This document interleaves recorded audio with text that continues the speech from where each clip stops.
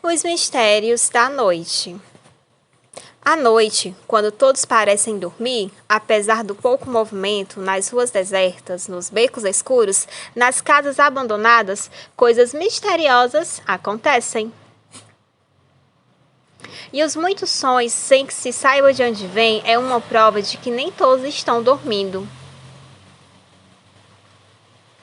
São muitos ruídos, grandes, pequenos, minúsculos. Alguns, se estivermos bem atentos, podemos identificar com facilidade, outros não. Aquela era apenas mais uma dessas noites.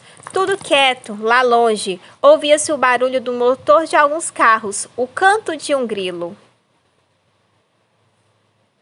As ruas logo ficariam completamente desertas e as luzes das casas seriam todas apagadas. Aí sim, todos poderiam dormir tranquilos. Em sua cama, depois de escovar os dentes, depois de conferir seu material escolar e já deixar sua mochila arrumada para o dia seguinte, aquele menino dormia profundamente, talvez até estivesse sonhando com alguma coisa. Bom, isso não tem como saber. Mas aquele sono parecia muito bom.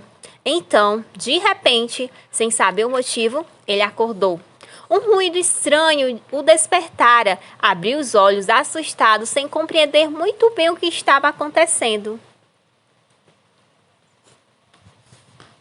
O barulho, para falar a verdade, bem alto, parecia vir de algum lugar ali perto.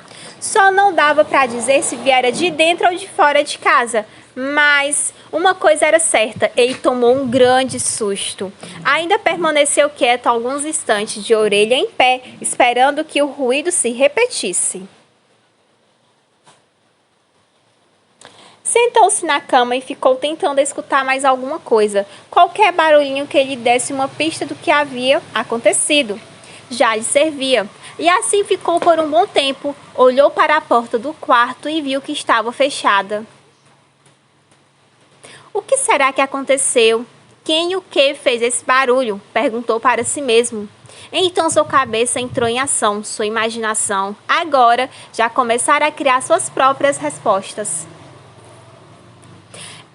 Ela o fez lembrar-se das assombrações que andavam tarde da noite, que entravam nas casas quando todos estavam dormindo, procurando crianças para assustá-las. Pelo menos era isso que estava naquelas histórias que os adultos contavam para fazer as crianças dormirem cedo. Bom, ele não era mais tão pequeno assim, mas será que tudo aquilo não era verdade?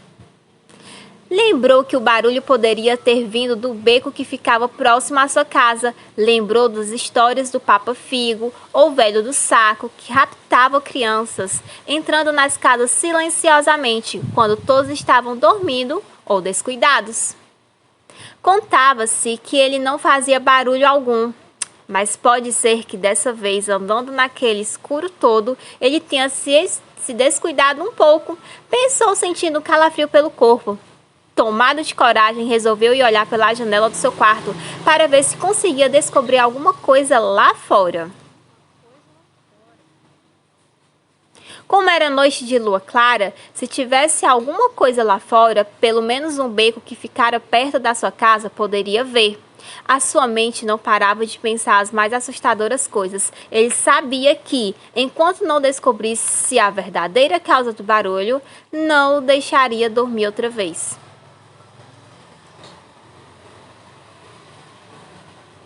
Pela janela, morto de medo, percorreu com os olhos os latões de lixo que ficavam guardados no beco até que o caminhão da coleta passasse, tomando cuidado para não ser visto. Por trás da cortina da janela, escondido, viu que alguma coisa se mexia em meio aos latões de lixo. Esfregou os olhos para clarear a visão e então, como num passe de mágica, pôde ver que era o misterioso causador daquele ruído que lhe tirara o sono. Era um gato. Sim, apenas um simples gato, que agora, ao vê-lo na janela, já que eles enxergam no escuro, começou a miar, quebrando o silêncio da noite. Que coisa! Disse então para si mesmo. A sensação de alívio que sentiu foi imensa.